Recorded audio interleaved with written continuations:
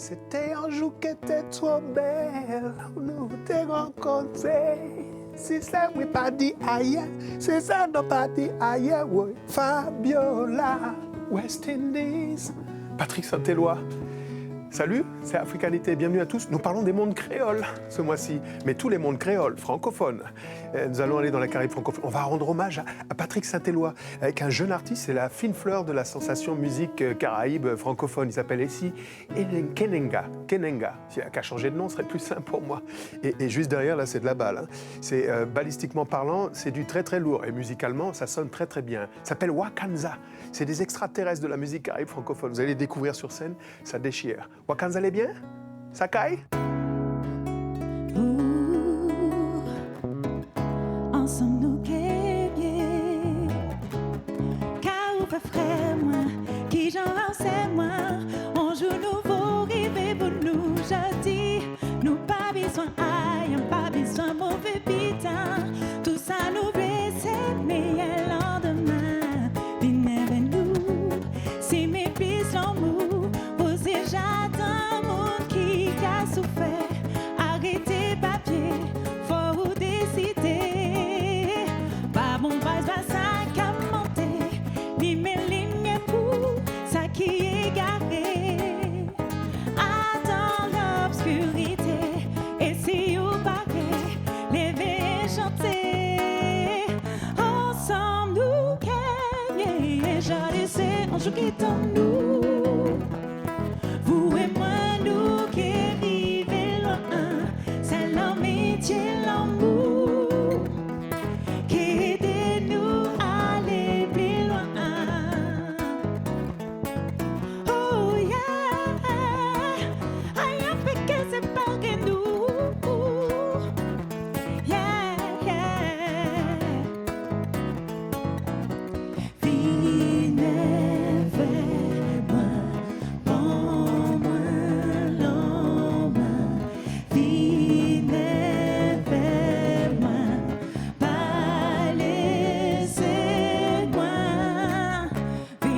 vers moi.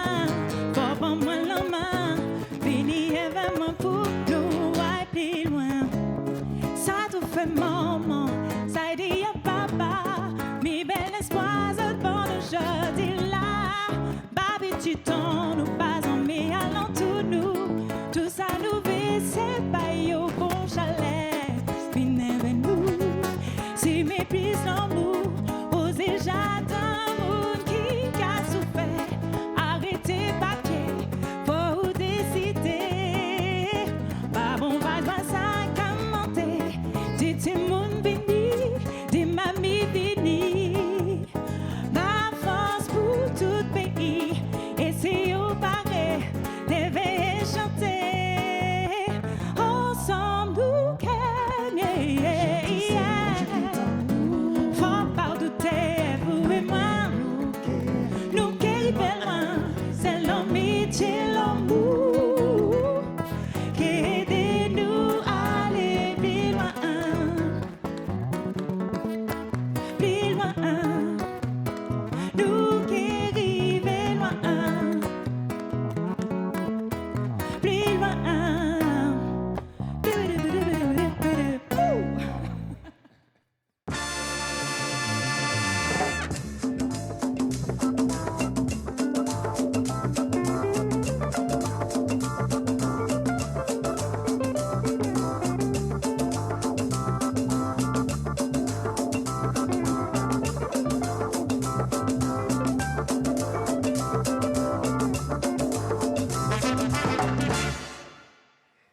Salut à tous, bienvenue, merci de rejoindre Africanité, le magazine Culture et Société de TV5 Monde. Ce mois-ci, nous abordons le thème de la francophonie insulaire et de la diversité des créoles du monde. Nous sommes dans le sillage de la tenue de la 16e cuvée du sommet de la francophonie de Madagascar. Et pour en parler, nous accueillerons dans quelques instants des personnalités du monde de la vie artistique, culturelle d'Afrique et de sa diaspora à nos côtés, comme toujours, flamboyante, rayonnante, Élise Loretia. Un bel bonjour. Bonjour. Bienvenue ou un bel bon souhait, ça dépend de quelle latitude vous captez cette onde télévisuelle que porte TV5 Monde. À nos côtés, point de secret du côté de la littérature, c'est Christian Éboulet. Bonjour. Flegmatique et britannique, vous avez vu la chaleur qui étreint son corps musclé. Côté musique, nous accueillerons la fine fleur de la créativité de la Caraïbe francophone. Avec nous, un jeune groupe, c'est son tout premier album. Nous sommes les premiers au monde à vous en livrer la quintessence. Le groupe s'appelle Wakanza. Avec nous, une autre personnalité charismatique du monde de la musique. Il est originaire de la Martinique. Lui, c'est un phénomène. C'est Essi Kenenga. C'est une vraie star. Nous aurons le privilège d'évoquer avec lui un hommage rendu à une légende de la saga du zouk, Patrick Saint-Éloi. Au menu donc de cet éventail des cultures créoles, de la littérature, du cinéma, de la musique, voire plus si affinité, nous accueillons sans plus attendre notre grand témoin. Il est romancier, poète et essayiste. On lui doit un nouvel ouvrage, le centenaire d'un Orphée noir, Aimé Césaire, frère Volcan. Nous accueillons Daniel Maximin. Bienvenue. Bonjour, messieurs et dames, bien bonjour. Un bel bonjour. Vous êtes Guadeloupéen, puisque nul n'est parfait. Nous sommes très heureux on se soigne. de vous accueillir ici. Vous l'avez entendu, nous rendons hommage notamment à Patrick Saint-Éloi dans cette émission. Est-ce que pour vous, les musiques caraïbes, qu'il s'agisse de celles de Cuba, d'Haïti, de la Jamaïque, le belé, de Martinique, le tumblak chiré, le guoka et tout ça, est-ce que quelque part elles sont constitutives de l'identité créole au même titre que la littérature? Absolument. Elles sont même le modèle, l'exemple, parce que c'était là avant, et que chaque île possède une particularité, et c'est l'addition de ces particularités qui fait notre identité d'archipel.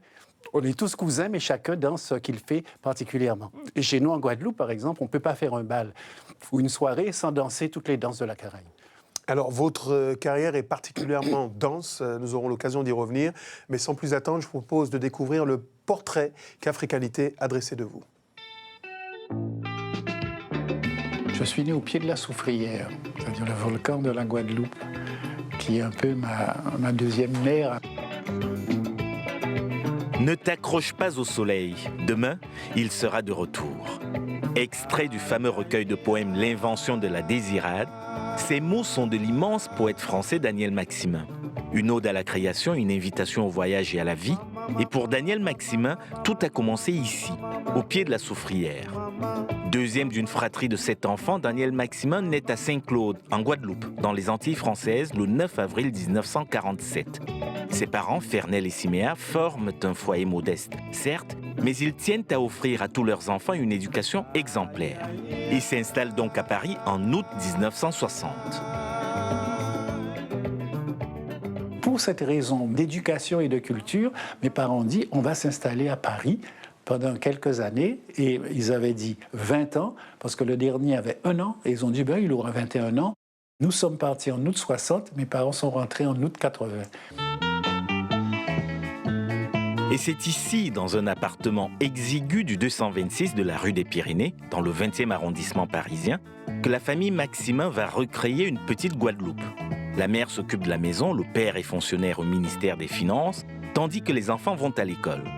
Daniel poursuit ses études au lycée Voltaire, à quelques pas de la maison, et après l'obtention du baccalauréat en 1964, il rentre en faculté de lettres à la Sorbonne, où il apprend le métier d'enseignant. Je cherchais tout ce qui est le plus ouvert.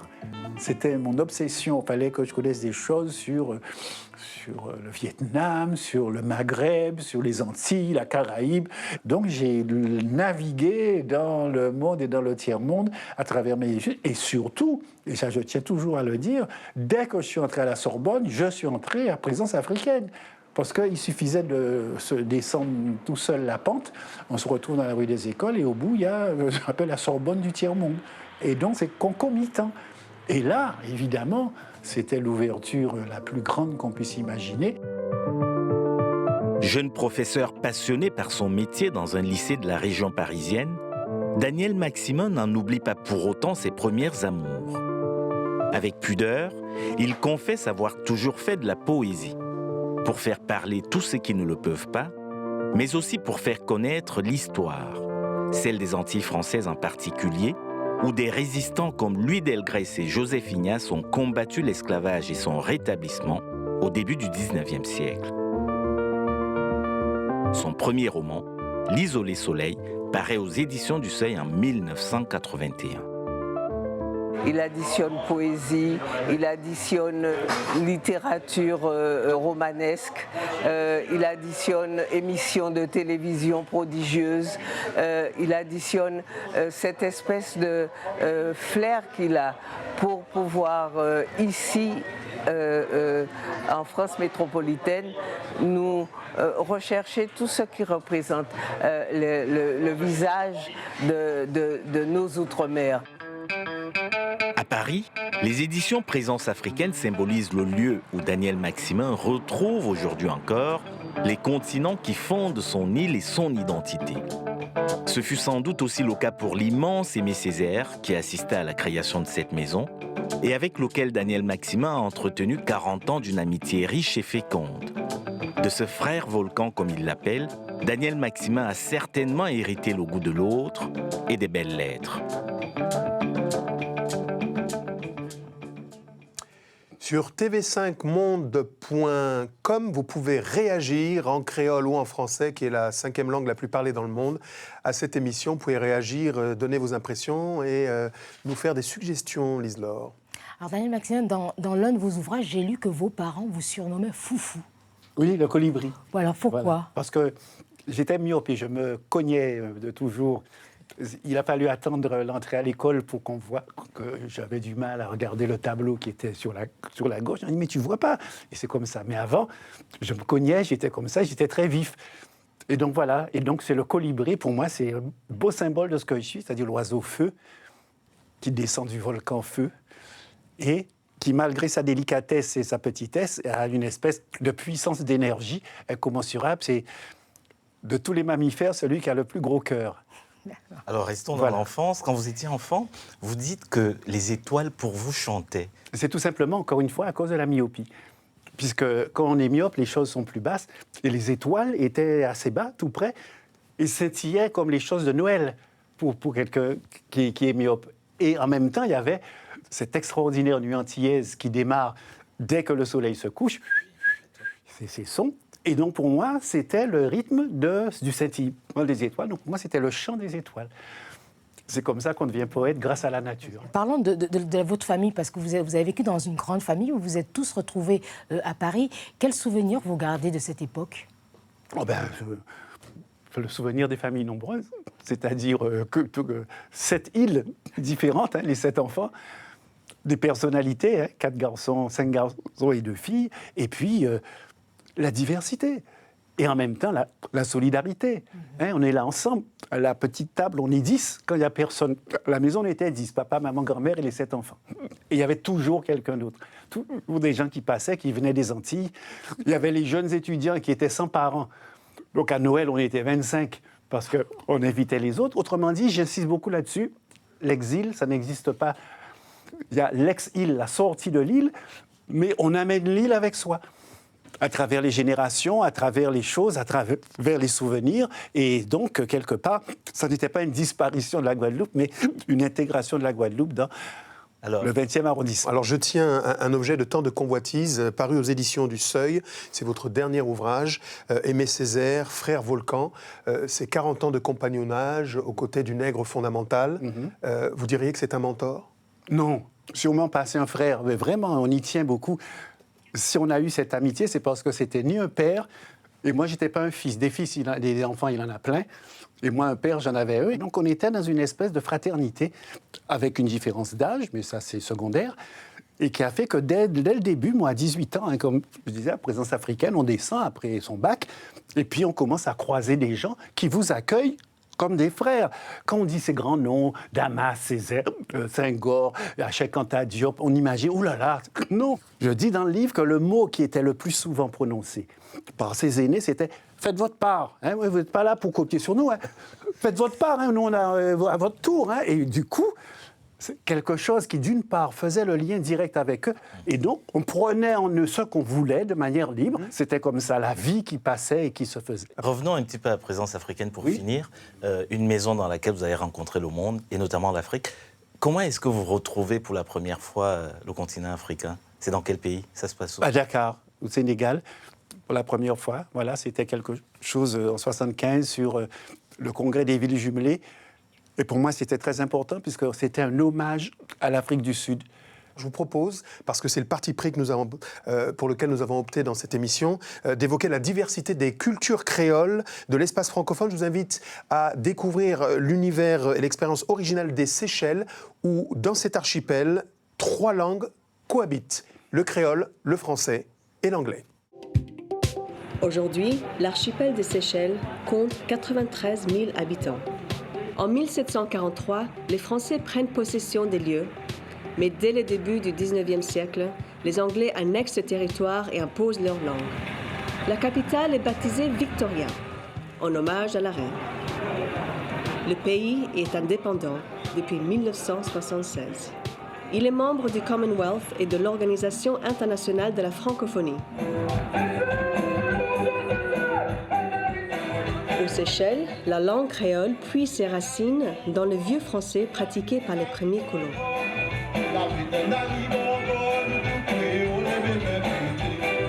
Au départ, nous étions un département français, conquis par les Anglais après, et qui fait que d'un coup, on avait laissé tomber la langue française, on était devenu anglais avec une langue anglaise. Mais entre, les Africains sont arrivés, les Chinois sont arrivés, les Indiens sont arrivés. Cette diversité que nous avions, ça a pu nous donner une langue qui est à nous, et qui fait, c'est cette langue qui est l'âme de notre île. C'est la langue qui est parlée dans tous les coins des îles, par les bébés jusqu'à les grands-mères. Tout le monde parle la langue créole, et c'est la langue qui est attachée à notre culture, à ce qui fait que nous sommes vraiment ce peuple créole séchellois. La Constitution des Seychelles précise que l'anglais, le français et le créole sont les 3 langues officielles de l'archipel. Il est vrai que les Seychellois se sentent plus à l'aise avec le créole à la maison, avec l'anglais à l'administration, et le français, ils le pratiquent opportunistiquement.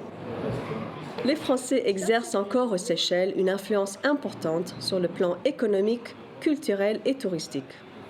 Les échanges économiques des Seychelles ont lieu essentiellement avec la France. Et donc le rôle de l'Alliance française, c'est d'être présente pour pouvoir fournir des cours, montrer un petit peu ce que la France a à offrir en termes artistiques. Et comme on le voit ici aussi, donner la possibilité de consulter des magazines, de lire des livres en français. Donc pour parler un petit peu chiffres sans être barbant, on a 850 élèves dans un pays où il y a 93 000 habitants. Donc ça montre quand même une certaine bonne santé de la langue française. Quand vous entendez le mot Paris, la ville de Paris, qu'est-ce qui vous vient à l'esprit? Les Eiffel Tower. Comment est-ce qu'on dit Eiffel Tower? Oui, c'est bien, mais comment est-ce qu'on dit Eiffel Tower? Oui? Là? La tour Eiffel. La tour Eiffel, oui. Cette africanité que vous regardez, nous évoquons la francophonie insulaire et nous accueillons Jussi Kiyindou, originaire du Congo-Brazzaville. Soyez le bienvenu. Merci bien. Vous avez 27 printemps, vous appartenez à la nouvelle génération des auteurs africains dont on parle. Votre premier roman est paru cette année chez Présence africaine, dont on parlait tantôt, une maison mythique, c'était un privilège, et s'intitule « Quand tombent les lumières du crépuscule ».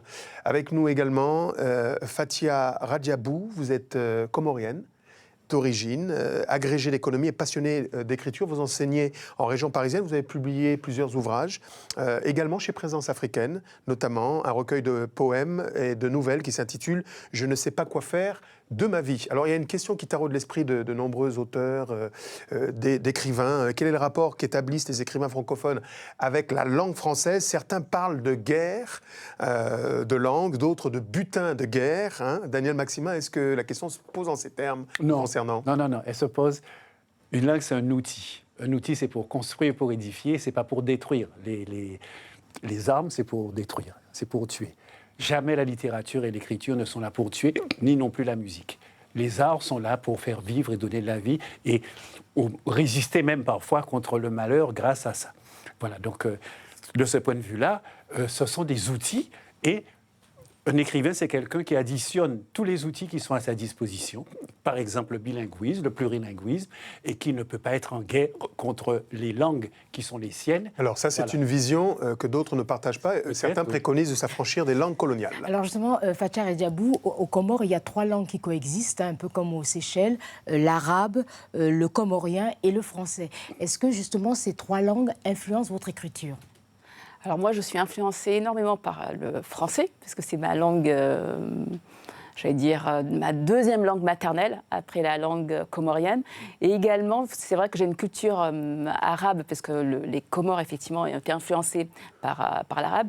Donc moi, je ne parle pas la langue arabe comme beaucoup de Comoriens. Néanmoins, ce sont des références qui sont importantes chez moi au niveau culturel, au niveau des écrivains et au niveau de la littérature et des artistes. Vous parlez de complémentarité et pas de guerre. Tout à fait. Moi, c'est complémentaire. Bien sûr, les langues, la langue comorienne, déjà, c'est une langue qui est complètement riche, qui s'est enrichie des différentes invasions, entre guillemets, dans les îles. Donc, c'est une langue qui est à la fois qui est un mélange du swahili, qui est un mélange aussi du français, de l'arabe, et un tout petit peu du portugais. Jussi, vous, sauf erreur, vous établissez un rapport conflictuel avec la langue française. Vous êtes né au Congo-Brazzaville. Le général de Gaulle en a fait la capitale de la France libre. Alors, est-ce que vous pensez en lingala? La nuit, vous stylisez en français? Je ne vous ai pas compris.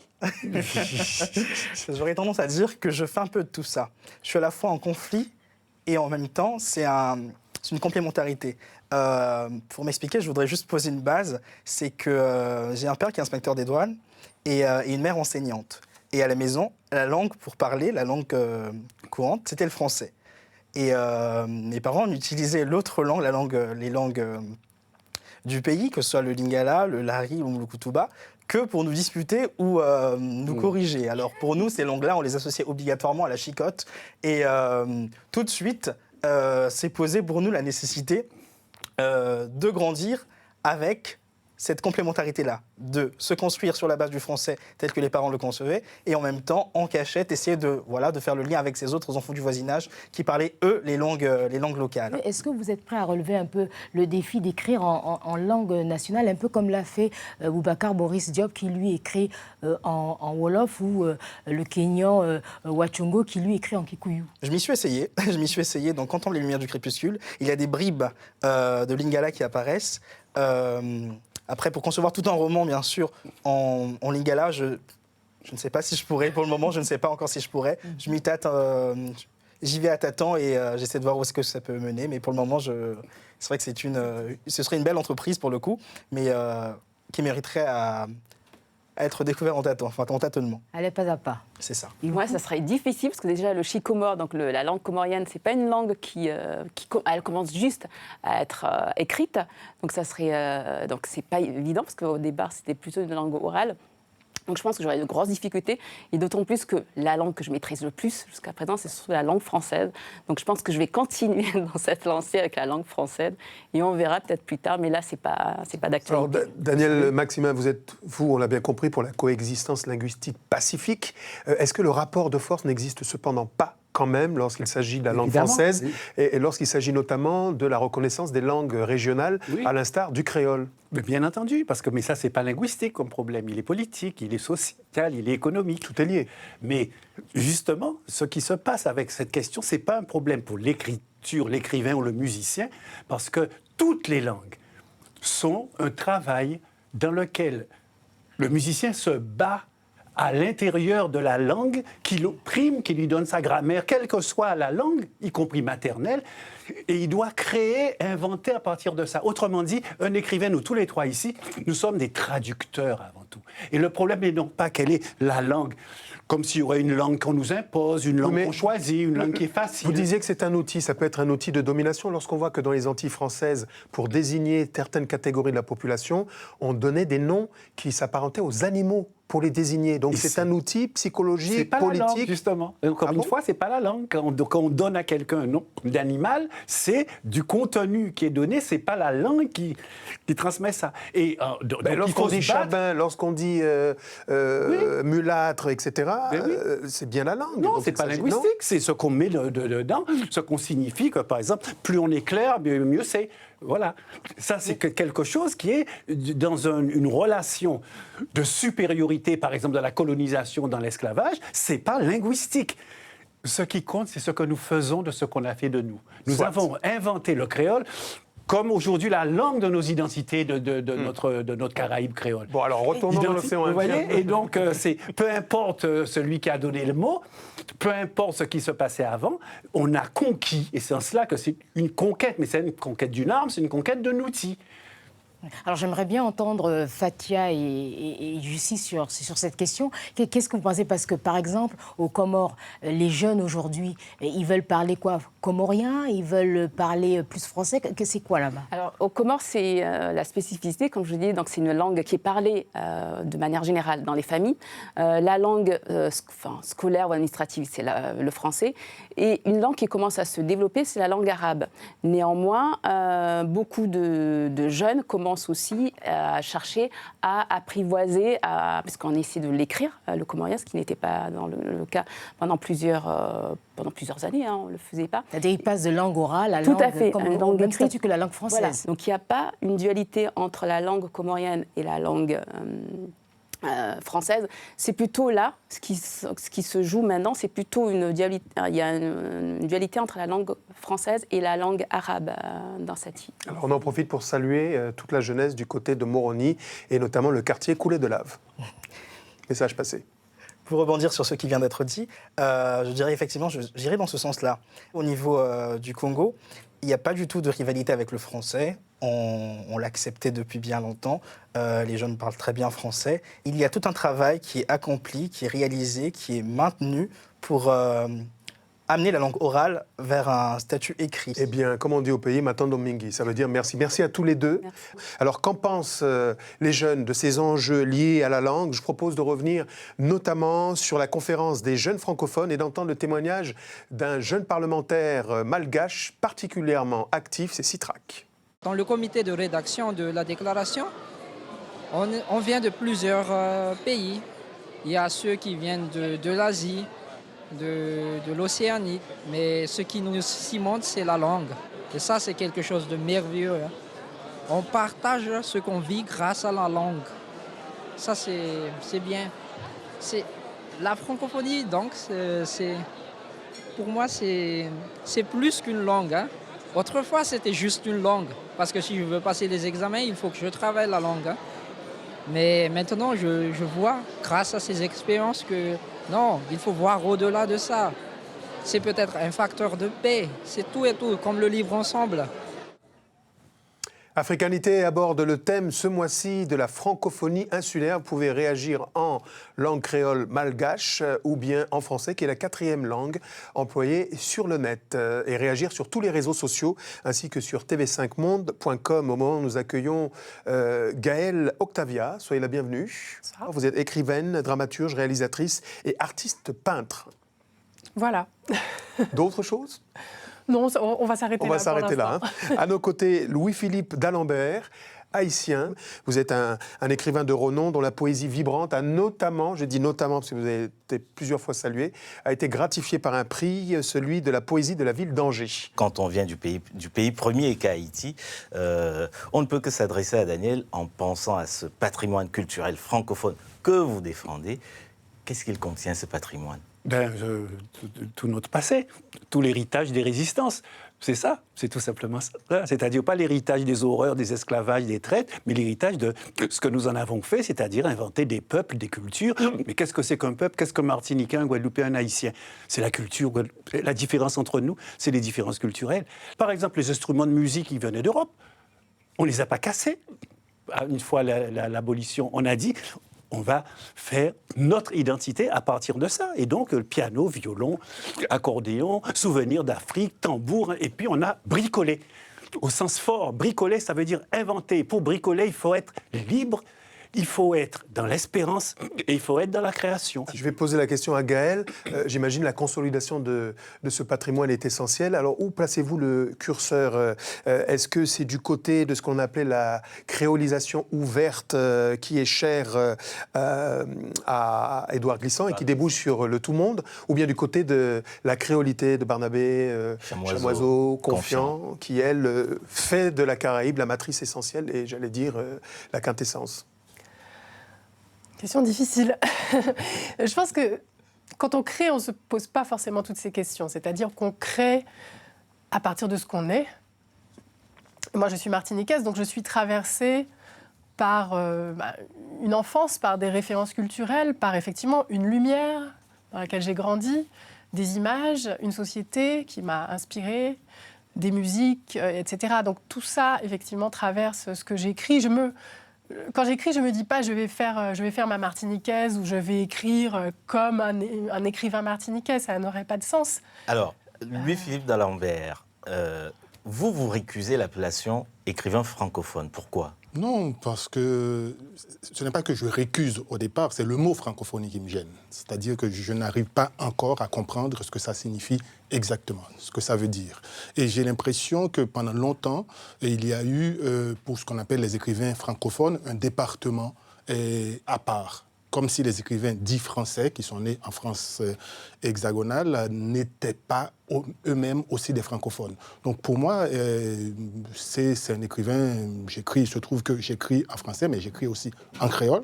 La francophonie étant vue comme un sous-département de la langue française et de la France hexagonale, donc on a tendance justement en France à la mettre de côté. J'imagine, Daniel, que vous n'êtes pas d'accord, mais je vais m'adresser à... Je dis même que dans ce cas-là, moi je propose un autre mot qui est francopolyphonie, qui permet de ne pas s'enfermer. Alors, c'est un peu ce que Gaël nous disait tout à l'heure. Vous ne ressentez pas de conflit particulier entre tout ce qui vous traverse, tous les arts qui vous traversent? Moi, j'ai tendance à faire feu de tout bois, effectivement, donc à ne pas forcément analyser ou arriver avec des intentions a priori, voilà, a priori de faire avec. Et en tout cas, pour revenir à l'idée de francophonie, mais j'aime beaucoup francopolyphonie, en plus c'est beaucoup plus joli. Et moi, je l'entends comme justement ces auteurs ou ces créateurs qui sont... donc qui s'expriment en langue française, mais qui sont justement traversés par toutes sortes d'autres choses, y compris d'autres langues. Alors justement, c'est ce que Louis-Philippe, vous nous racontiez tout à l'heure à propos du créole haïtien. Quand vous écrivez un roman en créole haïtien, il est lu par qui ? Il est lu par les Haïtiens d'abord et avant tout, qui lisent en créole, parce que depuis 1987 exactement, le créole est devenu la langue nationale à côté, ou bien aux côtés, si on veut, du français. Alors qu'autrefois, la langue officielle, ce n'était que le français. Donc depuis la chute de Duvalier, donc on a deux langues nationales, le français et le créole. Et j'ai bien aimé l'idée de Gaël d'être traversé par plusieurs langues, donc du coup par plusieurs cultures. Donc je disais qu'il y a le créole et le français, mais je suis traversé par d'autres langues, notamment et en particulier l'italien. Donc ça fait 30 ans que je parle italien, que je pratique l'italien. Donc quand j'écris, il y a les échos de l'italien, il y a les échos de l'espagnol. Et donc sans compter l'anglais. Et donc pour moi, donc c'est la francophonie polyphonique al dente. Al dente. Et d'ailleurs, votre prochain roman est à paraître bientôt. Oui. Il parle de quoi ? Bon, c'est une histoire qui remonte à la Deuxième Guerre mondiale. Hein. Donc ça se passe en partie en Allemagne, un tiers en Allemagne, un tiers en France, donc à Paris. Dans une petite communauté haïtienne à Paris en 1939. À l'époque, il y avait des écrivains haïtiens comme Léon Lalo, comme Ida Faubert, comme Roussan Camille. Et puis le dernier tiers va se dérouler en Haïti, donc juste avant la guerre en 1939. Merci à tous les deux. Merci en pile. Merci en pile. Merci en pile. Et à très bientôt. La suite n'est pas mal non plus. Je propose d'éplucher quelques-uns des temps forts de l'actualité récente. C'est le Zap Africanité.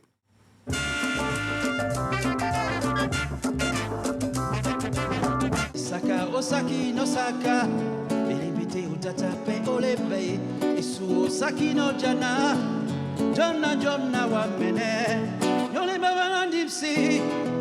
La législation au Maroc est complètement moyenâgeuse, complètement déconnectée de la réalité. Il ne faut pas être hypocrite. Tout le monde sait très bien que tous les Marocains ont une vie sexuelle hors du mariage et c'est tout à fait normal qu'il existe des homosexuels. Et on maintient cette espèce de dichotomie, on maintient ce fossé parce que ça arrange le système, ça arrange certains. On ne peut pas envoyer tout le monde étudier aux États-Unis ou en Europe. Croyez-le ou non, l'éducation en Afrique est 10 fois meilleure. Tout ce qu'il faut, ce sont des locaux corrects où nos enfants peuvent étudier et un bon environnement pour l'enseignement. C'est mieux pour moi que de vivre dans mon pays sans travail avec un seul repas par jour. Mais vous pourriez mourir en route. Je préfère mourir en chemin que de vivre dans mon pays qui me traite comme un animal. Be careful, baby. Not tomorrow, you don't know. Ça ne se négocie pas. Ça ne s'achète pas, papa. Ça ne se négocie pas. Ça ne s'achète pas, papa. Ce week-end se déroulait la foire internationale Artex de Lagos, une foire qui fait figure de vitrine pour les artistes africains. L'élection de Miss et Mister Albinisme, ça se passe au Kenya, le premier concours du genre. C'est rare de trouver beau et albinos dans la même phrase. Nous voulons montrer notre talent et faire face à la stigmatisation et à la discrimination. Les journées cinématographiques de Carthage ont livré leur palmarès. C'est la jeune réalisatrice tunisienne Kaouter Benania qui a remporté la plus belle des récompenses, le Tanit d'or. Ce son, il en était le maître. Mbadi Kouyaté, de son vrai nom Ibrahima Kouyaté, s'est éteint et laisse derrière lui cette kora qui a fait son succès.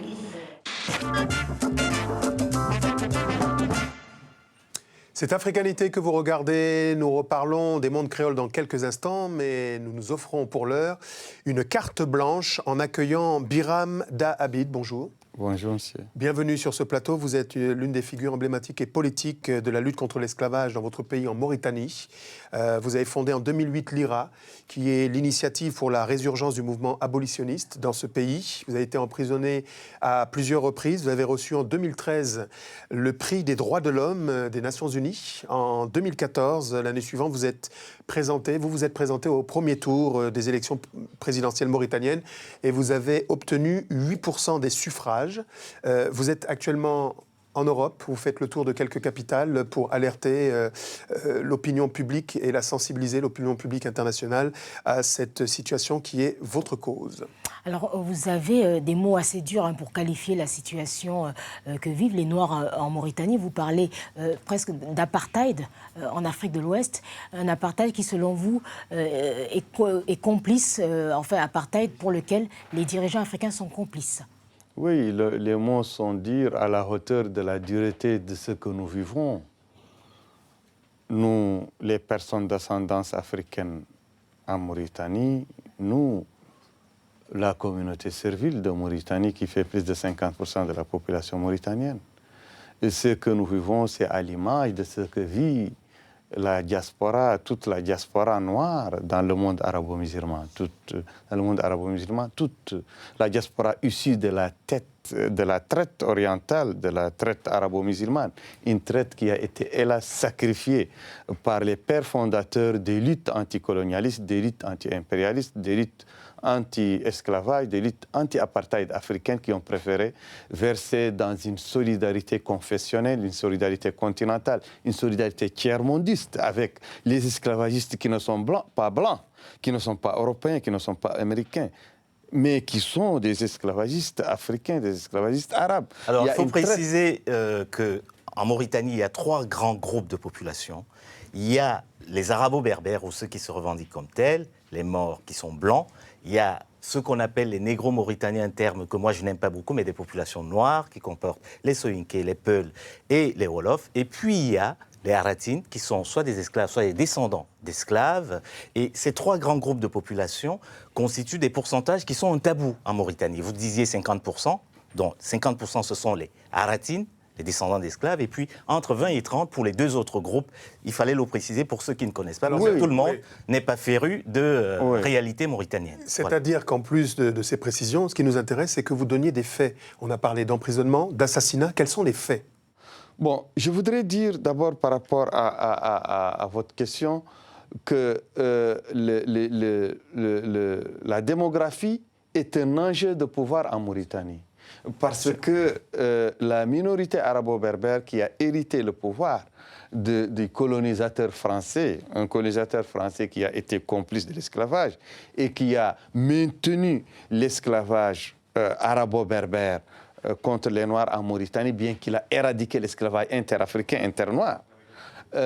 Cette communauté s'est arrogé tous les leviers de pouvoir en Mauritanie, surtout son aile extrême droite, obscurantiste, esclavagiste, afrophobe et qui maintient le pouvoir à travers des officiers qui ont pris le pouvoir depuis 1978 et qui ont érigé un pouvoir d'un apartheid non écrit. Qui se traduit comment dans les faits Qui se traduit par l'exclusion systématique sur le plan économique de la communauté noire, qui se traduit par le maintien des pratiques esclavagistes ancestrales. Donc emprisonnement de toutes les personnes réfractaires au silence, à la résignation, réfractaires aux faux témoignages qu'on exige des élites africaines, des élites haratines, donc descendants d'esclaves, et des élites noires mauritaniennes. Et toutes les élites toutes les personnes qui sont cooptées dans le gouvernement, qui sont cooptées dans des hautes fonctions, à des pourcentages très infimes, sont des élites qui vendent le faux témoignage contre leur communauté sur l'esclavage, sur le racisme. Le racisme s'est traduit par une tentative de génocide qui a endeuillé les communautés noires de Mauritanie et qui s'est échelonnée sur plusieurs années, entre 1986 et 1992, et qui s'est soldée par des assassinats collectifs dans des casernes, dans des centres de concentration érigés par l'État, de plus de 600 officiers, sous-officiers. Précisons que c'est quand même une situation qui perdure malgré des lois qui existent. L'esclavage est interdit par la constitution mauritanienne, mais malgré tout, les pratiques persistent, elles perdurent. Mais toutes les lois et les conventions internationales ratifiées par le régime mauritanien, par les différents pouvoirs mauritaniens, sont des ratifications qui visent à faire l'échange devant la communauté internationale, qui visent à faire entrer la Mauritanie dans les sérails des nations qui ont ratifié. Mais il n'y a aucune application de ces lois. Au contraire, les lois sont appliquées à l'envers. Au lieu que les esclavagistes et les coupables de délits racistes, de crimes racistes contre les Noirs partent en prison, ce sont les opposants. Ce sont les opposants à cet état de fait qui partent en prison comme nous. 15 ans de prison pour des gens comme des amis à moi qui ont combattu pacifiquement et selon les normes internationales l'esclavage et le racisme. Alors justement, Birame, quelles sont les solutions? Parce que c'est le combat, votre père a mené ce combat, vous aussi vous menez ce combat. Quelles sont les solutions que vous proposez aujourd'hui pour sortir de cette situation? Solutions politiques. Les solutions politiques, c'est d'abord l'éclosion d'une vraie démocratie en Mauritanie qui n'est pas une démocratie à la botte de quelques officiers afrophobes, ethnicistes qui se nomment eux-mêmes blancs par rapport aux Noirs, à l'instar des Afrikaners de l'Afrique du Sud du temps de l'apartheid. Certains ont parlé d'une partition. Alors, il y a le collectif, par exemple...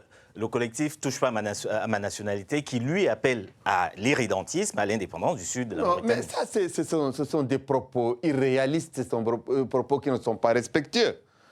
Pour même l'élite, la frange progressiste, antiraciste, anti-esclavagiste parmi les arabo-berbères, qui s'est rangée avec nous, que ce soit à travers des partis politiques, à travers des ONG... Ils sont minoritaires.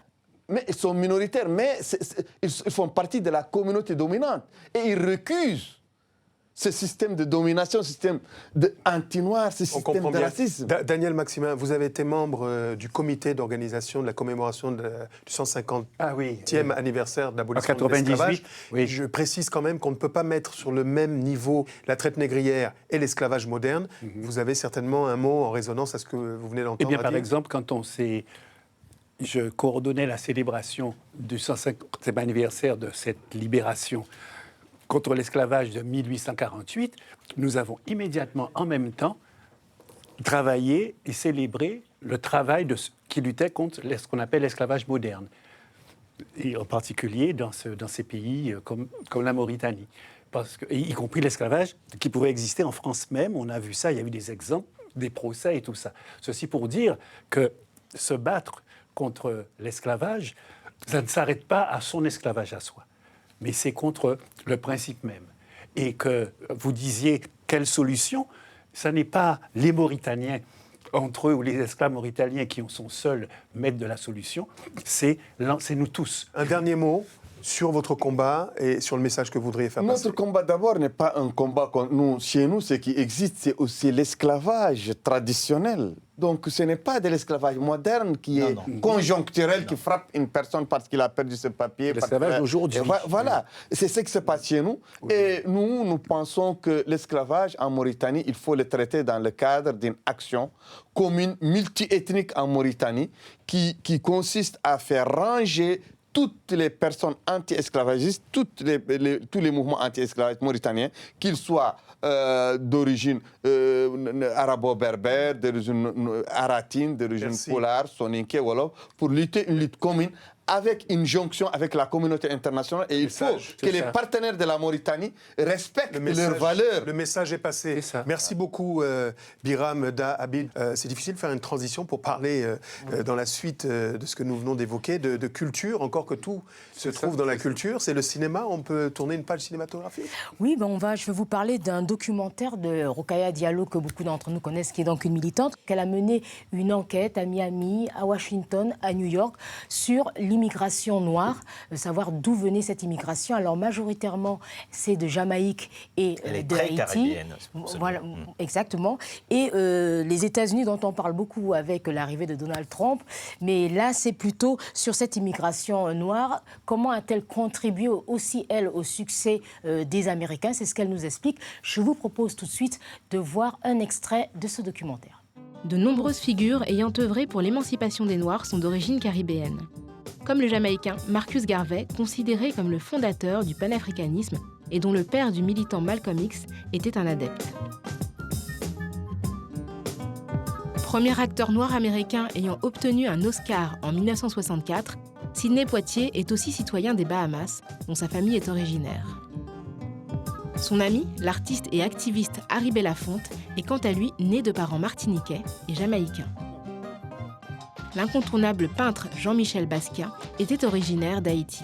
Il est aujourd'hui l'artiste noir le plus coté du monde. Colin Powell, général des armées et premier noir à la tête de la diplomatie américaine, est le fils de 2 immigrés jamaïcains. Dans les années 60, pendant le mouvement des droits civiques qui accorderait aux Noirs l'égalité en droit, une réforme majeure de l'immigration provoque une très forte augmentation de l'immigration noire, qui est multipliée par 7 entre 1960 et 1980. Ces immigrés viennent en majorité des Caraïbes. Et depuis 1980, le nombre d'immigrés noirs a été multiplié par 4 pour atteindre 3,8 millions de personnes aujourd'hui. La moitié d'entre eux sont d'origine caribéenne, en majorité issus de la Jamaïque et d'Haïti. Ces immigrés ont aujourd'hui des enfants et des petits-enfants, dont une partie compose l'élite américaine. USA, recette caribéenne du succès, un film documentaire de Rokhaya Diallo, qu'on peut voir où? On pourra le voir sur nos antennes, ici sur le réseau. Ici à la maison? Ici à la maison. TV5 Monde? TV5 Monde, oui. Le 28 novembre prochain sur le réseau Afrique. Et puis ensuite, le documentaire fera évidemment le tour des festivals. Quel talent! Nous accueillons dans la joie, la ferveur et la bonne humeur de nouvelles invitées. Christelle Nadia Fotso, soyez la bienvenue. Merci. Vous êtes docteur en droit et avocate au barreau de Washington, D.C. et de Bruxelles. Vous êtes camerounaise. Vous avez créé en avril dernier la fondation Victor Fotso, qui porte le nom de votre père, milliardaire autodidacte, dont vous souhaitez désormais faire connaître le parcours afin qu'il inspire la jeunesse africaine, voire plus, si affinité, c'est-à-dire au-delà. À nos côtés également, une jeune artiste qui représente un groupe qu'on aime beaucoup ici. C'est un peu notre coup de cœur de l'année. C'est la chanteuse Kaylin Rice. Vous êtes membre donc de Wakanza. C'est un trio, vous allez nous expliquer tout à l'heure, d'extraterrestres, mais dans tous les sens du terme. Et vous allez donc nous parler notamment de ce concept qui porte les valeurs de la Caraïbe. Et on est toujours dans notre élément là. Absolument. Vous connaissiez? Vous avez fait... C'est même bité, même bagaille, même bagaille, voisin, voisine, Voilà, Martinique, Guadeloupe. La soufrière? Non. Les enfants de la C'est la montagne pelée et puis la soufrière. Les enfants de la soufrière. Ah, d'accord. Alors, je vais poser la première question à Christelle Nadia Futso. Alors, donc, vous avez créé en avril dernier cette fondation à l'occasion, donc, je pense, des 90 ans de votre père. Quel est l'objectif? Parce que est-ce que c'est honorer votre père ou aider les jeunes? Je pense les deux. Je pense qu'il ne faut pas dissocier les deux. On ne peut pas honorer quelqu'un sans aider quelqu'un d'autre. Il fait partie d'une génération d'Africains exceptionnels. Et je pense que pour que vraiment cette génération soit mise à l'honneur, il faut faire en sorte que d'autres générations qui viennent après soient à la hauteur. Sinon, il n'y a pas vraiment, comment dirais-je, d'héritage. Vous avez le sentiment qu'on ne le connaît pas assez? Non, je pense qu'on le connaît, mais il faut que ça serve à quelque chose.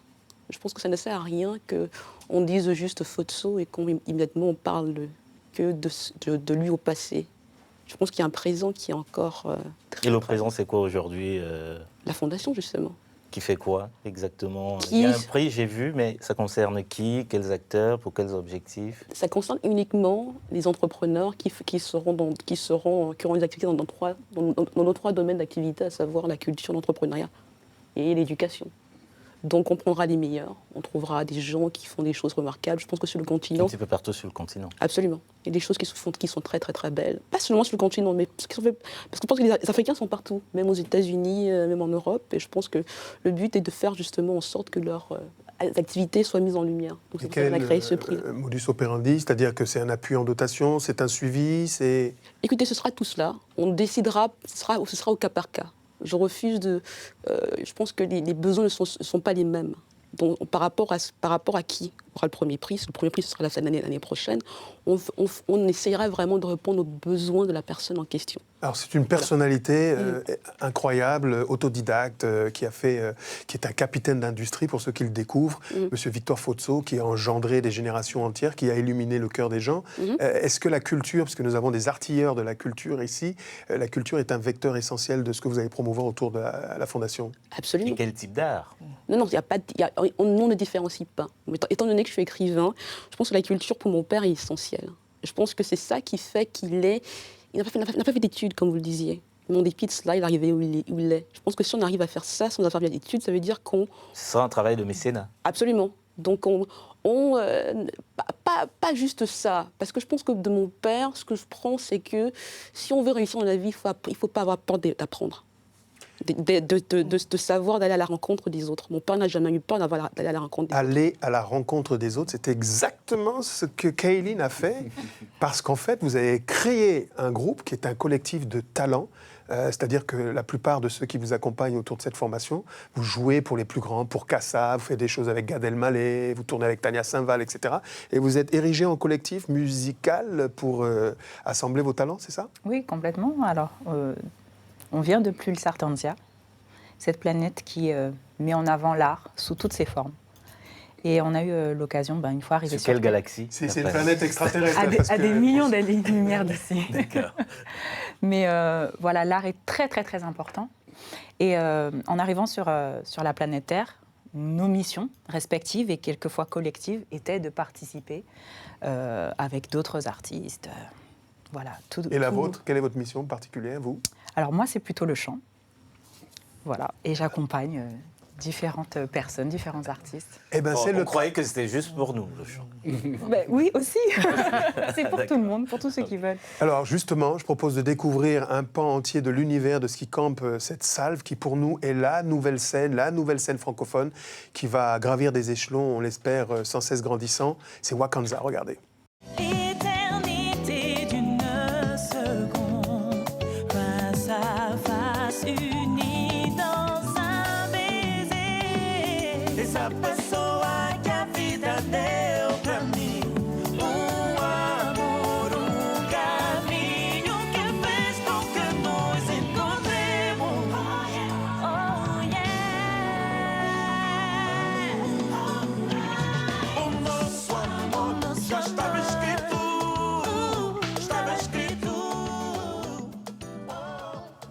C'est Wakanza, extrait donc de ce qui est un signe avant-coureur d'un premier album. Là, vous êtes en tandem, en combinaison avec un artiste angolais.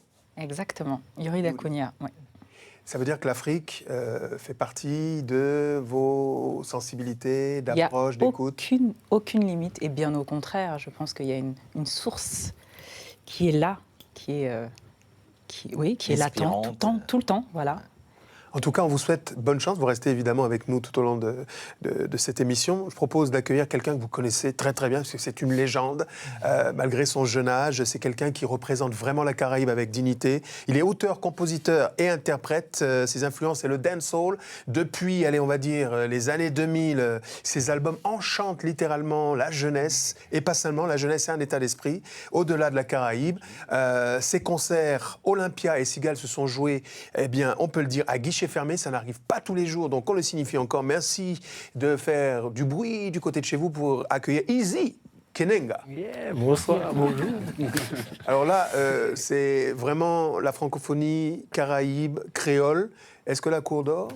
Non, la et Mystic Creek? Alors, Martinique, Guadeloupe... Pulsar-Tantia. Exactement. Alors, bienvenue, parce que vous, en fait, vous êtes venu nous parler également d'un hommage qui est rendu à Patrick Saint-Éloi, disparu en 2010, et vous prenez part à cet hommage avec une kyrielle d'artistes. On va en reparler dans quelques instants, mais on revient sur votre talent et sur le groupe Wakanza. Alors justement, moi j'ai une question par rapport justement au concept qui est futuriste. Quel est le message que vous voulez faire passer? Alors le message de Wakanza, c'est tout simplement de partager de bonnes vibrations. On est sur le principe de... On entend tellement de choses autour de nous, de choses un peu négatives, voire très négatives. Et on a juste envie de dire aux personnes autour de nous de se concentrer en fait sur les bonnes choses, les valeurs, l'amour, le partage. Et le nom de notre groupe, donc Wakanza, a aussi cette partie-là, c'est le partage. Il y a une signification particulière? Tout à fait. Ça veut dire? C'est le mélange en fait de 3 mots. Le premier, donc Kawan, qui signifie amitié en malais. Le deuxième, Wakan, qui signifie force, puissance en sioux.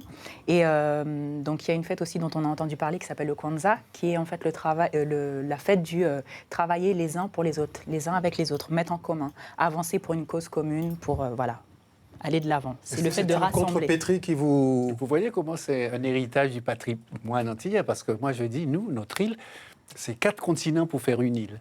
Donc que quelqu'un cherche une synthèse et trouve un mot sioux, un mot malais, ben, ça n'étonne pas les Antillais. C'est Guadeloupe. C'est de là qu'on vient, vous voyez. Et en ce sens-là, c'est un peu extraterrestre, c'est-à-dire un peu en avance, parce que c'est la réalité de tout le monde sur Terre. Mais il y en a qu'on a tellement fermé les frontières qu'ils ne savent pas qu'ils sont dans une fraternité beaucoup plus terrienne que ça. Et là, la musique, entre autres, nous le dit, nous l'impose et nous le montre avec une évidence qui fait en même temps du bien au cœur. C'est ça, ça fait danser. C'est-à-dire, c'est se libérer, la danse, pour le corps. Est-ce que vous regardez la nouvelle génération Bien sûr. musicale, vous en tant qu'auteur? Oui, évidemment. On est nourri de l'ensemble. Vous savez, nous, la tradition aux Antilles, ça consiste à changer de tradition tous les 10 ans. Il faut improviser, il faut bricoler, il faut faire autre chose. Il n'y a jamais quelqu'un qui dit maintenant c'est comme ça, c'est pas autrement, on a trouvé, Non, on change. Toute la Caraïbe ne fait que faire ça, tout en respectant évidemment et le regard d'Easy Kenenga sur... Je suis d'accord avec lui, chez nous c'est des métamorphoses qui vont beaucoup plus vite parce que c'est petit, on a beaucoup d'influence, on a 4 continents pour faire des petites îles, des petits endroits et effectivement chez nous c'est-à-dire on va préciser la question, je pense. Voilà. Est-ce que votre musique justement, est-ce qu'elle se nourrit de cette littérature? Elle se nourrit de cette littérature, elle se nourrit de tout ce que... de toutes ces influences du monde. Comme j'aime bien dire chez moi, c'est un carrefour de culture et c'est aussi un carrefour géographique et qui va se ressentir dans ma musique. Vous allez prendre 2 artistes antillais qui vont faire des musiques totalement différentes mais bien propres de chez nous. Et moi, dans la mienne, on l'a appelé reggae soul, reggae zouk. Moi, je l'appelle creole pop. C'est vraiment pour dire que, voilà, c'est... Avec l'existant, on a créé quelque chose. C'est ce qui s'est toujours passé avec les marrons, les nègres marrons. On a pris ce qui était et puis on a fait quelque chose qui nous ressemble plus. C'est ça, c'est l'esprit de synthèse. C'est la marque des grands. Ouais, voilà. Lorsqu'on parle du génie de Kassav, c'est d'avoir fait la synthèse entre les musiques traditionnelles, le son électro-rock et la musique africaine qui était un soubassement essentiel. Vous, c'est pareil. Il y a un peu de Goka dedans, un peu de Kassav dedans, un peu de Césaire, parce que vous écrivez. Ça va être aussi des artistes africains comme Tiken Jah Fakoly que j'ai pu écouter, des artistes comme Bob Marley, des rappeurs comme Snoop Dogg et Eminem. Tout ça, on va écouter ça dans une seule fête chez nous, comme on disait. Vous allez pouvoir entendre du Claude François, à côté du Kassav, du Mona, ensuite derrière du Michael Jackson, du Beyoncé, et tout ça dans une seule soirée. Et ça, comme on dit Bokai, c'est un truc de fou. C'est un truc de fou, exactement. C'est le pas de fou, si je puis dire, parce qu'il ne faut jamais qu'on oublie, il y a tout ça, mais chacun doit fabriquer son truc à lui. Voilà, c'est pas une soupe, c'est pas un mélange, on prend tout et puis on remue. Il y a une création toujours spécifique. Une vraie agrégation. Au milieu de la diversité, il faut l'authenticité. C'est un nouveau concept. Calmez-vous les amis. C'est la francophonie polyphonique. C'est la somme de toutes nos différences. C'est un truc de fou et c'est le titre du clip d'Izzy Kenanga. Regardez. Avec mes camarades de classe, on parle créole à voix basse. Parce qu'il y a du nom créole, c'est pas bien net qui pas fait l'école. J'apprends l'histoire des grands hommes de ce pays lointain, qu'il me sera plus difficile de suivre les mêmes chemins. Certains disent que mon teint serait un frein pour aller loin. Je viens de ressentir un truc de fou. Une part de mon histoire me semble tout à coup un peu flou, l'impression qu'on ne me dit pas tout. De mon histoire, on m'a caché un grand bout. We are West Indian, Caribbean, more than a nation. We are West Indian, Caribbean, more than a nation. Vincent, la Martinique, en Martinique et puis Antillais, Caribéen, français, descendant d'Africains. Je m'exprime en créole, en français aussi en anglais. Je ne suis qu'un échantillon car en effet, chez nous les couleurs se mêlent, plus de nuances que de son inconscient. Izzy Kenanga, sûr que vous allez apprécier. C'est une véritable bouffée d'oxygène dans le spectre des musiques d'aujourd'hui. Et l'Afrique kiffe sa musique. Izzy Kenanga, qui fait partie avec d'autres donc de cette compilation d'artistes qui vont rendre hommage à une grande figure trop tôt disparue de la musique caraïbe francophone, Patrick Saint-Éloi, chanteur charismatique et leader de Kassav. Exactement. Alors justement, qu'est-ce qu'il représente pour la nouvelle génération dont vous faites partie de musiciens? C'est un potomitan, comme on dit, c'est un pilier de toutes les musiques confondues des Antilles. C'est vrai que Kassav, c'est le groupe Zouk, on l'est souvent connu pour le Zouk, mais je pense qu'il aura inspiré dans tous les styles de musique. Pour moi, Patrick Saint-Éloi, j'ai pas eu la chance de le connaître, même de le voir en concert, mais n'importe qui aux Antilles pourra vous parler de Patrick Saint-Éloi parce que d'une part, un artiste incontournable qui fait partie d'un groupe incontournable, et apparemment, c'est aussi un homme qui a beaucoup rayonné à... Enfin, ce qu'il racontait dans ses chansons, c'est vraiment ce qu'il vivait, apparemment. Et je pense qu'il a influencé et qu'il influencera encore. Alors moi qui ai eu la chance de le connaître, c'est d'abord la simplicité, l'humilité, le grand talent. Tous les chanteurs de Zouk de toute une génération se sont calqués de son style. Et c'est quelqu'un qui a mené des valeurs et une certaine vision du monde. Absolument. Une philosophie aussi à travers ces textes qui, je pense, viennent de l'homme. Alors le Zouk, c'est le dancehall. On en reparlera peut-être aussi au sortir de cet entretien parce qu'on va vous retrouver avec un extrait tout à l'heure de ce qui campe votre décor. Absolument. Christian, la littérature ? Littérature, on va parler de Caroline Bourgine qui a écrit Les Guadeloupéens, on n'en sort pas décidément. Et c'est un kaléidoscope à la fois de portraits de personnalité. Vous connaissez bien Caroline Bourgine, c'est vous qui me l'avez conseillé, je me suis régalé. Un mot ? Oui, parce que c'est difficile.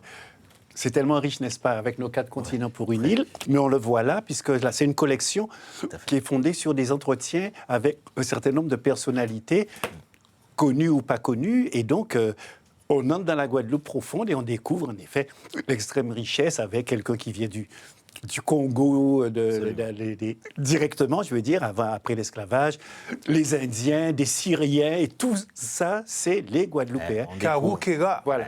Doubout, Fosse. Ensuite, là, c'est du lourd, c'est du très lourd, du très, très lourd, au propre comme au figuré. C'est Jean-Joseph Rabia-Rivel, qui est certainement l'un des premiers grands intellectuels francophones noirs.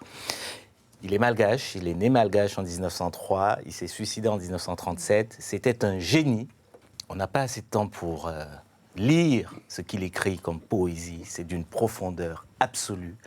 Jean-Joseph Rabia-Rivel, œuvre complète, tome 1 et 2, aux éditions du CNF. Un très, très grand. Et qui est mort, justement, d'avoir pas eu l'accès à la francopolyphonie qu'il souhaitait. Absolument. Il s'est suicidé parce qu'il ne pouvait pas venir à Paris. On lui a enlevé le visa. Et comme ça, il a dit « je meurs » parce que je voulais aller rencontrer rencontrer Rimbaud. Je voulais aller rencontrer mes frères en littérature. Rimbaud, cet homme, c'est un noir, mais un génie. Rimbaud anténéant. Ouais. Voilà. Et on continue à sillonner sur les routes de la littérature avec... avant de terminer avec Daniel Maximin, je voulais juste présenter Jean-Luc Raharimanan, qui écrit chez Vendailleurs ce petit recueil Empreinte, c'est très beau, il est malgache. Et puis un petit frère de Rabé Arrivello. Absolument, c'est un petit frère. Et donc, le frère Volcan, Aimé Césaire, de aux Daniel éditions Maximin, du Seuil, que nous recommandons vivement, toujours aux éditions du Seuil. Alors, si vous nous regardez en Afrique centrale, que vous aimez les cultures francophones, caribéennes et créoles, rendez-vous du côté du Cameroun pour une tournée de la légende du zouk, c'est Kassav. Kassav sera donc au Cameroun le 20 décembre à Douala, à l'hôtel Sawa, le 22 du côté de Ngola Label, c'est Yaoundé, c'est au Palais des Sports. Dans la foulée, nous recevrons ici dans cette émission un génie de la musique, c'est sans doute l'un de ceux qui préside aux destinées du gospel en Europe avec le plus haut niveau reconnu comme tel. C'est Georges Seba, il sera notre invité ici. Il organise, je pense que vous opinez du chef parce que vous savez de qui il s'agit. Et il sera notre invité en décembre. Et il vous invite à Longjumeau, en région parisienne, pour un magistral concert de gospel. Ce sera le 11 décembre. On en reparlera en vitesse parce que le temps nous presse. On parle de théâtre à la Mabankou, le Black Bazar. Avec Modeste Zapassara, dans Black Bazar, au Théâtre Falguière, dans le 15e arrondissement à Paris. Et c'est du 11 novembre au 30 décembre prochain. Rapidement, Abidjan, le salon de l'enfance. La place de la tradition dans l'éducation de nos salons, de nos enfants, pardon. C'est le salon, c'est l'éducation des enfants. Et c'est important parce que ça permet de reconnecter un petit peu avec les langues, la culture. Ça a été le thème ce soir, et de le transmettre aux enfants. Ça, c'est une cuisine qui se faisait dans l'antichambre du salon de notre ami. Ça se passe à Abidjan les 3 et 4 décembre. On y sera, c'est promis. Abidjan, Yafoy, voilà une terre où la francophonie respire, le nouchi, le mélange des langues, le créole ivoirien. Ça existe, ça existe. Lise Laure, un événement à Abidjan? Oui, un événement. Dans bientôt, ce sera la Coupe d'Afrique des Nations, en janvier prochain au Gabon. Et donc, le 22 décembre à Abidjan, il y aura la 4e édition de la Nuit du football africain. Donc, c'est un événement qui récompense pendant toute leur carrière des joueurs, des entraîneurs, des dirigeants. Et c'est aussi l'occasion de renforcer les liens entre les dirigeants du football africain. Juste un mot sur les membres d'honneur. Il y aura Pape Diouf, Kaloucha Boya, l'ancien joueur zambien, Roger Mila, Cyril Domoro, Rabat Majeur, Georges Weah, Samuel Eto'o et Patrick Mboma. Vous avez le temps de jouer au foot, Daniel? Ah oui. Basket surtout. Basket surtout. Merci à tous d'être venus. Qu'est-ce qu'on peut vous souhaiter? De retourner sur la planète. De propager beaucoup d'amour. Voilà, propagation de beaucoup d'amour. Ezikenenga, Irrésistible Ascension, merci. On vous retrouve sur la scène de ce plateau en acoustique en vous remerciant d'avoir été fidèles. Rendez-vous sur Africanité le mois prochain pour un nouveau thème. Salut.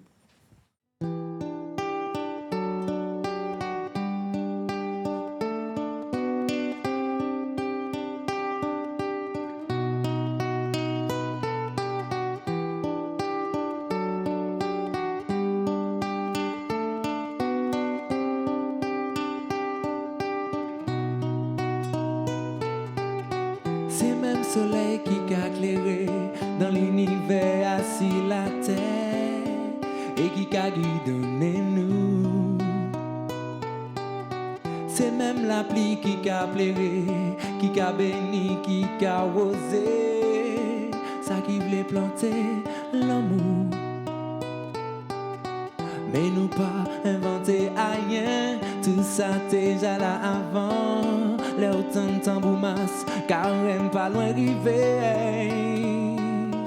Mais nous pas inventé rien, tout ça déjà là avant. Nous choisissons mauvaise saison pour nous s'aimer. Excusez-moi, si là nous t'aimons aller là, à partir même côté là. Excusez-moi, si là nous prend même chemin là, nous pas choisi même sens là.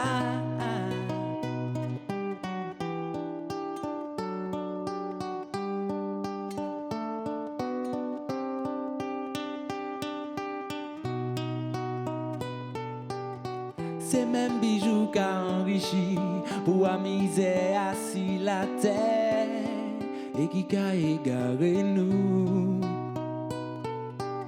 Mais heureusement, pied l'amour là, capote fruit, qui a nourri, tout ça qui pas joué l'espoir.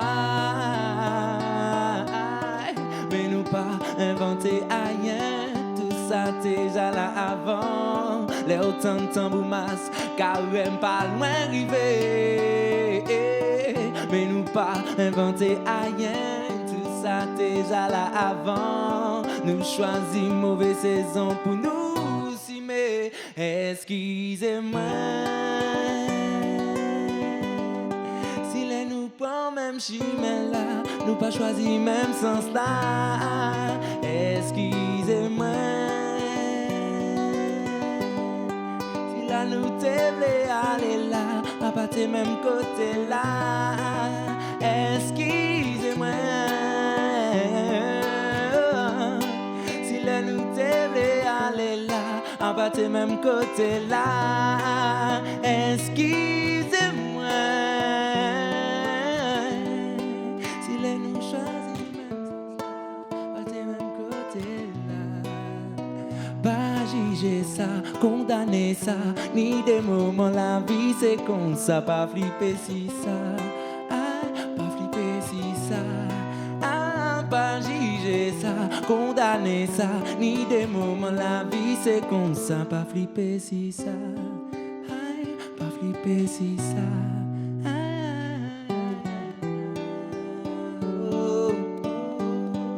La communication, notre respect Patrick Saint-Éloi, yeah.